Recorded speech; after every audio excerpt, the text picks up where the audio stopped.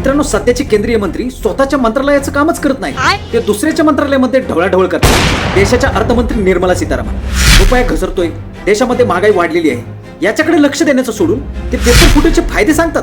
आणि फायदे काय सांगतात तर पेपर फुटी झाल्यामुळे विद्यार्थ्यांना अभ्यासासाठी जास्त वेळ मिळाला. अहो निर्मला सीतारामन, तुम्हाला माहिती आहे का, पेपर फुटीमुळे 22 विद्यार्थ्यांनी आत्महत्या केली. अशा पद्धतीने तुम्ही अकाउंटेबिलिटी करता, हे फायदे सांगताय का तुम्ही पेपर फुटीबद्दल बोलूच नका. देशाच्या अर्थव्यवस्थेवर थोडं लक्ष द्या.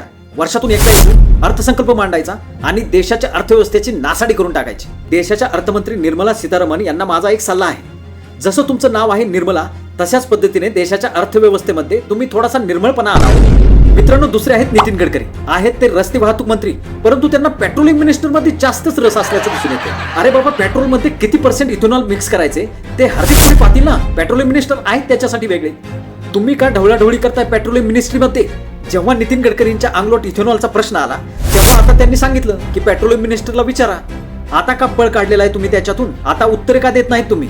अरे आत्ताच्या घडीला हरदीप पुरीचं टेन्शन वाढलेलं आहे ना. ते विचार करत असतील की नितीन गडकरींनी काय केलंय इथेनॉलचं.